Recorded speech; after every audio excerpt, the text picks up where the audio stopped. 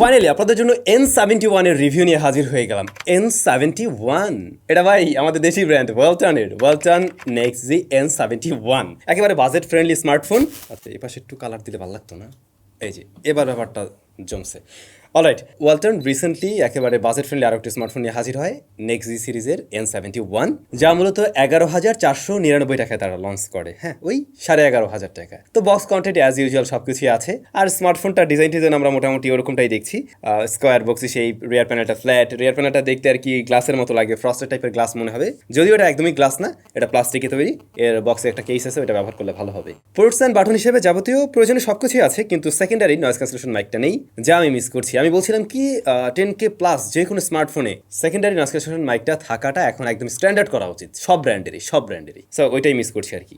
আর বাকি সব কিছু আছে, টাইপ সি পোর্ট আছে, এটাতে রয়েছে ফিজিক্যাল ফিঙ্গারপ্রিন্ট স্ক্যানার, হোম বাটনটাই ফিঙ্গারপ্রিন্ট স্ক্যানার হিসেবে কাজ করবে। এটা মোটামুটি fast and accurate, slightly delay আছে, যা মূলত অ্যানিমেশন ডিলে আর কি, এর বাইরে চলে। এই স্মার্টফোনটার যদি আমরা ডিসপ্লে নিয়ে বলতে চাই, ডিসপ্লে সাইজ হলো 6.6 ইঞ্চ, যা মূলত HD প্লাস রেজুলেশনের 90 হার্টস হাই রিফ্রেশ রেট দিয়ে তারা একটু পুষিয়ে নেওয়ার ট্রাই করছে। আর এটা টাচ স্যাম্পলিং রেট হলো 180 হার্টস। ডিসপ্লেতে আমরা দেখছি ওয়াটার ড্রপ নস, যা এই সময় দাঁড়িয়ে 2023 মনে হয় প্রায় শেষ ভাগে চলে আসছি, তো এই লাস্ট কোয়ার্টারের ভিতরে এসে এরকম কিছু মানানসই মনে হয়নি আমার কাছে। এটা যদি তারা পাঁচল কাটার দিয়ে নিয়ে আসতো, দেখতে আরও জোস লাগতো, অবশ্যই সুন্দর লাগতো। আর দেখছি আমরা লোয়ার চিনটাও একটু মোটা। এই ডিসপ্লেটা একেবারে ভাই এন্ট্রি লেভেল বাজেটের যে ডিসপ্লেগুলো হয়ে থাকে মোটামুটি ওরকমই বলতে পারেন। এর বাইরে আমি এখানে তেমন কোনো নতুনত্বও দেখছি না, তেমন কোনো স্পেশালিটিও দেখছি না। ব্রাইটনেস ইনডোরের জন্য ঠিক আছে, বাট আউটডোরে সানলাইটে স্ট্রাগল করে কিছুটা।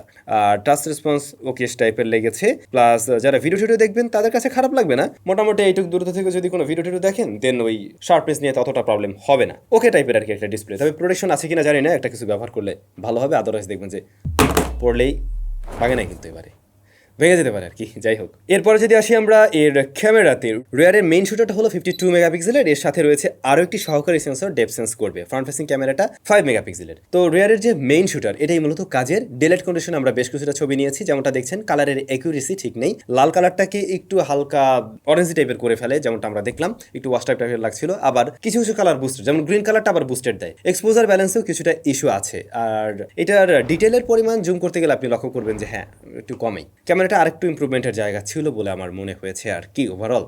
প্লাস ডাইনামিক রেঞ্জটা আরেকটু বেটার হতে পারতো। তবে চলনসই ছবি পাওয়া যায় এর থেকে আর কি, যদি একদম ঠিকঠাক লাইট দেওয়া যায় এর সেন্সরকে, তাহলে আপনি মোটামুটি চলনসই ছবি পাবেন। কিন্তু যদি লাইট একটু ক্রিটিক্যাল হয়, তখন কি এটা একটু প্যারা খায়। লো লাইটের দিকেও বিষয়টা সেম ছিল, নয়েজ গ্রেনের দেখা পাওয়া যায়, পাশাপাশি আর একটু সফটনেস চলে আসে আর কি। এটাই পোর্ট্রেট মোডে দেখছিলাম যে আপনি ব্লারনেসটা কন্ট্রোল করতে পারবেন, অর্থাৎ অ্যাপারচারের ব্যাপারটা। এটা ভালো লাগবে অনেকের কাছেই। যদি একদম ফুল ইয়াতে থাকে, ব্লার থাকে, তখন ওটা আর্টিফিশিয়াল লাগে, সো একটু কমিয়ে নিলে সুন্দর ছবি পাওয়া যায়। মোটামুটি তখনকার ছবি চলে আর কি। তবে ভালো বিষয়, এর মেইন ক্যামেরায় ভিডিও রেকর্ড করা যায় সর্বোচ্চ 1080p 60 fps এ। 60 fps টা সাধারণত এরকম প্রাইস পয়েন্ট আমরা খুব একটা দেখি না, বাট হ্যাঁ এই ফোনটা অফার করছে। স্ট্যাবিলিটির অভাব বোধ করবেন, যদি স্ট্যাবলভাবে শ্যুট করেন তাহলে এর ফুটেজ কাজে লাগাতে পারবেন। যাদের 60 fps দরকার তাদের জন্য এটা একটু বাড়তি সুবিধা হিসাবে থাকবে। ফ্রন্ট ফেসিং ক্যামেরাটা একদমই অ্যাভারেজ ছিল। ফ্রন্ট ফেসিং ক্যামেরাটা আমার মনে হয়েছে ভিডিও কলিং এর জন্য ওকে, বাট ছবি তোলার জন্য এটা আমার খুব একটা পছন্দ হয়নি। ক্যামেরাতে ওয়ালটনের উচিত ছিল আর একটু কাজ করা। পারফরমেন্স সেকশনে রয়েছে ইউনিএসওসি T606, এটা রান করছে অ্যান্ড্রয়েড 13। এখানে র্যাম পাওয়া যাবে কিন্তু 4GB এবং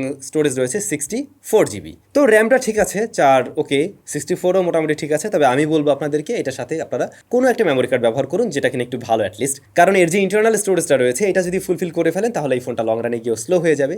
সুতরাং আপনি ট্রাই করুন এখানে একটা এক্সট্রা মেমোরি কার্ড ব্যবহার করার জন্য, এবং দেখবেন যে তখন লং রানেও এই স্মার্টফোনটা একটা বেটার রেজাল্ট দেয়। তো এর 4GB র্যাম এবং এর যে প্রসেসর ইউনিএসওসি T606, এইটা একেবারে এন্ট্রি লেভেলের একটা পারফরমেন্স আমাদেরকে দিতে পারছে আর কি। আমরা দেখছিলাম ডে টু ডে কাজগুলো হ্যান্ডেল করা যায়, সোশ্যাল মিডিয়া ব্রাউজিং করা যায়, তাতে প্যারা নেই। অ্যাপ ওপেন ক্লোজ টাইমে একটু সময় লেগেছে, একটু লেগে লাগছিল, অনেক অ্যাপ্লিকেশনের ক্ষেত্রে একটু টাইম নিচ্ছিল বেশি। মাল্টিটাস্কিংয়ে একটু হালকা পাতলা প্যারা খেয়েছি। আর এর মাঝে আমরা বেশ কিছু ব্লোটার পেয়েছি, যদি প্রয়োজন না হয় এগুলোকে ধাপাধাপ জাস্ট আনস্টল করে ফেলুন, কারণ এগুলো ফোনটাকে আরও কিছুটা স্লো করে দিবে আর কি। এটাই। আর গেমিংয়ের প্রসঙ্গে আসলে এটা মোটেই কোনো গেমিং টেমিং করার মতো ডিভাইস না, এন্ট্রি লেভেলের ফোন যেহেতু। এটা দিয়ে আপনি চাইলে মাঝে মধ্যে বেসিক গেমিং করতে পারবেন, লাইক 2D গেমগুলো প্লে করা যেতে পারে। তারপর আমি সাহস করে এখানে একটু ওই ফ্রি ফায়ার ট্রাই করছিলাম আর কি, যা চলে বাট আসলে খুব একটা আশানুর রেজাল্টের থেকে বা আশা রাখবেন না, সেরকম কিছু হচ্ছে না এটা। এই ফোনটা আমার যা মনে হয় যারা কিনা সিনিয়র সিটিজেন রয়েছেন তাদের ভালো লাগবে, তাদের জন্য ঠিকঠাক আছে। যাদের ফার্স্ট অ্যান্ড্রয়েড ফোন হতে পারে, হ্যাঁ তাদের কাছেও ভালো লেগে যাবে, সেকেন্ডারি ডিভাইস হিসেবেও ভালো লেগে যাবে, এরকমটা আর কি। ছোট্ট একটা ইনফরমেশন আমি ভুল দিয়েছিলাম মনে হয়, আইপিএস বলে ফেলছিলাম। এইটা ডিসপ্লেটা মূলত ইনসেলের প্যানেল। অলরাইট, এবার যদি আসি এর ব্যাটারিতে, এখানে রয়েছে 5050 ব্যাটারি, মানে 5500 এমএএইচ এর ব্যাটারি, এবং বক্সে আপনারা পেয়ে যাবেন হচ্ছে গিয়ে 10 ওয়াটের চার্জার। তো একেবারে বেসিক টাইপের একটা প্যাকেজ। ব্যাটারি ব্যাকআপ ভালো, একদিন প্লাস টাইম ইজিলি ব্যবহার করা যায়। আপনি যদি হেভি কন্টেন্ট খোর হন, মানে প্রচুর পরিমাণে ভিডিও টিডিও দেখেন, তাতেও সমস্যা নেই। সো ইয়া, ব্যাটারি ব্যাকআপ নিয়ে সন্তুষ্ট, কিন্তু আমার মনে হয় আপনারা চার্জার নিয়ে একটু অসন্তুষ্ট হবেন। 18 ওয়াট থাকা উচিত ছিল এর বক্সেই।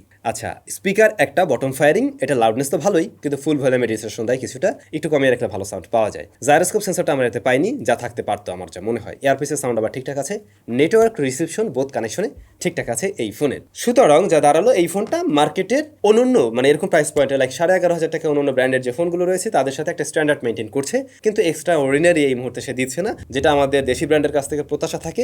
নেক্সট টাইম আমরা সেই বিশ্বাসটা করব যে ওয়ালটন আরও বেটার কিছু করবে, এবং তাদের এই নেক্সট যে সিরিজটা নিয়ে আমার কিন্তু মোটামুটি একটা ওরকম আছে যে তাদের থেকে আমরা বেটার ফোন পাবো একটু কম দামের মধ্যে। তো সেরকমটা নিয়ে আসলে ভালো হয়। আপনাদের কাছে কেমন লাগছে এই ডিভাইসটা মাস্ট কমেন্ট করে জানাবেন। সবাই ভালো থাকবেন, অনেক বেশি ভালো। দেখা হচ্ছে আবারও নতুন ভিডিওতে।